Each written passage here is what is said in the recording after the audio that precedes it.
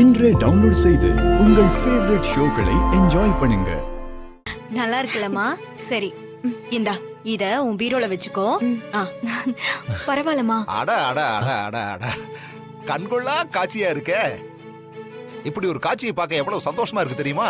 இதுக்கு முன்னாடியே மாயாவை நீ மருமகளை ஏத்திருந்தேன்னா நம்ம வீட்டுல இவ்வளவு குழப்பமே வந்திருக்காது. ஒத்துமையா சந்தோஷமான குடும்பமா இருந்திருக்கலாம். சரி, ஏதோ நடந்தது நடந்து போச்சு. இப்பவாச்சும் மனசு மாறி மாயாவை மருமகளை ஏத்துக்கிட்டல்ல, அது வரைக்கும் சந்தோஷம். நீ வேணா பாரு, இனிமே நம்ம வீட்டுல சந்தோஷத்துக்கு குறைச்சலே இருக்காது.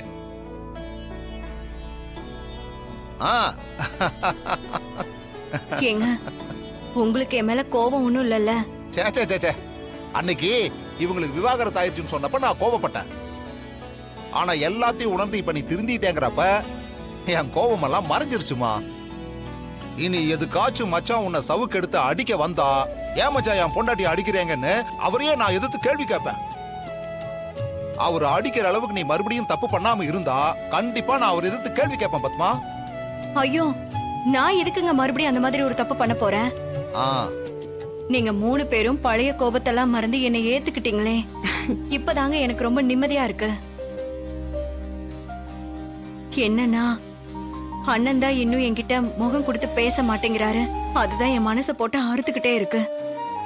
தங்கச்சின்ற பழைய பாசத்தோட அவர் எப்ப பேச போறாரோ தெரியல. அண்ணனும் பேசிட்டாருன்னா என் மனசுல இருந்த பாரம் மொத்தமும் இறங்கிடும்.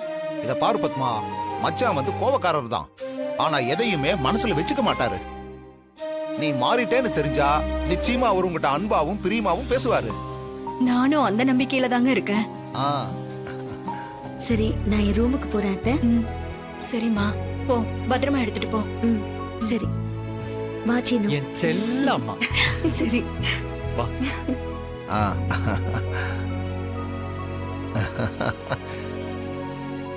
என்ன பத்மா, ரொம்ப மாறிட்ட போல் இருக்கு.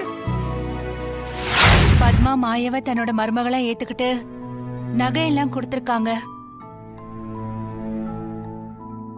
தப்பு பண்ணிட்டேன்னு சொல்லி வேதனையில அழுதுருக்காங்க. ஆனாலும் நீங்க இன்னும் அவகிட்ட பேசாம இருக்கீங்களே, அத சொல்லியும் அழுதுருக்கா. ஏங்க, நான் ஒரு விஷயம் சொன்னா கேப்பீங்களா? என்ன? நீங்க போய் பத்மாவை சமாதானப்படுத்தணும்.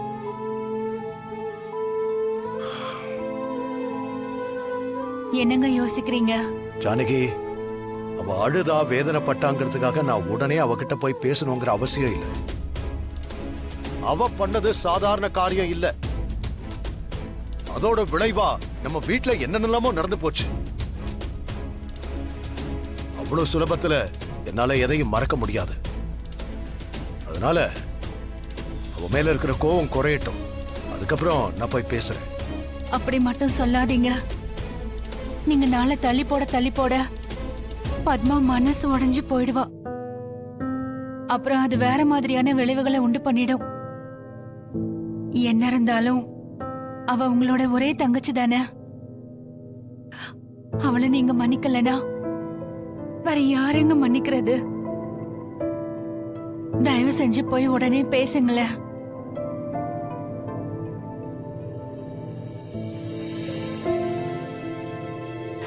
ஏங்க, இதுல யோசிக்கிறதுக்கு ஒண்ணும் இல்லைங்க. தயவு செஞ்சு போய் பேசுங்க.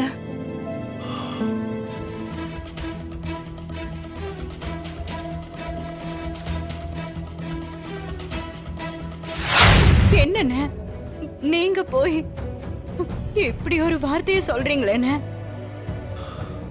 நான் எவ்வளவு பெரிய பாவி. தெரியாம தப்பு பண்ணிட்டேன்னு. இனிமே நிச்சயமா இந்த மாதிரி எல்லாம் நான் எதுவுமே பண்ண மாட்டேன்னு. ஆனா ஒண்ணுண்ண, இனி என் உசிரே போனாலும் எந்த ஒரு கெட்ட எண்ணமோ இனிமே என் மனசுல வரவே வராதுன்னு. இனிமே நான் எந்த தப்பும் பண்ண மாட்டேன்னு. இனி இந்த குடும்பத்துக்காக என் உயிரையே நான் கொடுப்பேன். இந்த குடும்பம் நல்லா இருக்கணுங்கிறதுக்காக ஒவ்வொரு நிமிஷமும் நான் போராடுவேன். இந்த குடும்பத்தோட ஒத்துமையை காப்பாத்துவேன். உங்களுக்கு பிடிச்ச மாதிரி ஒரு நல்ல தங்கச்சியா நான் இருப்பேன்னு. அண்ணன் தயவு செஞ்சு என்ன நம்புங்க அண்ணன். இனிமே நான் எந்த ஒரு தப்பு பண்ண மாட்டேன்னு தெரியாம பண்ணிட்டேன், மன்னிச்சிருங்க. நான் உன்னை நம்புறேன். ஆனா இப்ப நீ பேசினதெல்லாம் வெறும் வார்த்தைங்க தான்.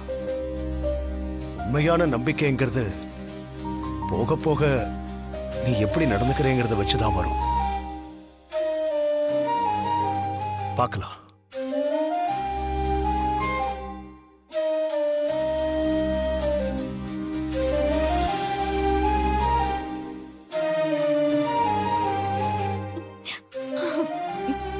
என்ன கேட்டல்ல மச்சான் என்ன சொன்னாருன்னு?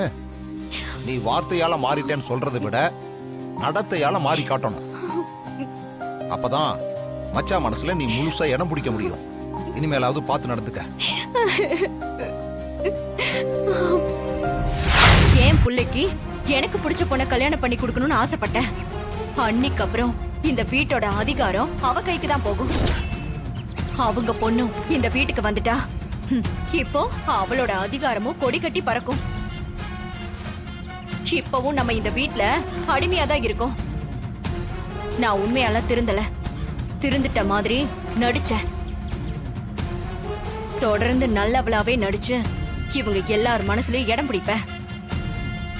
நான் என் மனசுல என்ன நினைக்கிறேனோ அதை சாதிச்சு காட்டுவேன். ஒரு தடவை தப்பு பண்ணி மாட்டிக்கிட்டேன். இனி மாட்டிக்காம தப்பு பண்ணணும். நல்லவளாவே இருந்து அவங்க எல்லாரையும் நம்ப வச்சு ஜானகி அண்ணிக்கிட்டையும் மாயா கிட்டையும் இருக்கிற அதிகாரத்தை நம்ம பறிக்கணும். அதுக்காக தான் இந்த வேஷம் எல்லாமே. அண்ணி நிஜமாதான் சொல்றீங்களா? நான் தான் நேத்தே உங்ககிட்ட சொன்னனே பார்வதி. அப்ப சரி அண்ணி, நான் உங்களை நம்புறேன்.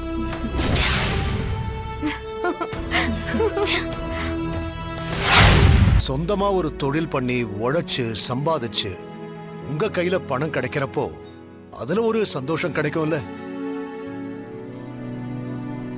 அது மூலமா வாழ்க்கையில முன்னுக்கு வரணும், உங்க சந்ததிகளுக்கு சேர்த்து வைக்கணும். இது எல்லாத்தையும் யோசிச்சுதான் நான் இந்த முடிவு எடுத்தேன். அதுக்காக சொத்தை பிரிச்சு கொடுத்துட்டேன், எல்லாரும் பிரிஞ்சு போயிடுங்கன்னு அர்த்தம் இல்லை.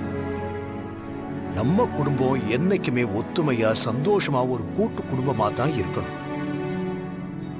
தனித்தனியா உழைக்கலாம், சம்பாதிக்கலாம், உங்க திறமையெல்லாம் காட்டலாம். ஆனா நம்ம குடும்பம் கூட்டு குடும்பமா தான் இருக்கும், அதுல எந்த மாற்றமும் இல்லை. நீங்க சொல்லுங்க, நான் எடுத்த இந்த முடிவை பத்தி நீங்க எல்லாரும் என்ன நினைக்கிறீங்கன்னு உங்க முடிவை சொல்லுங்க.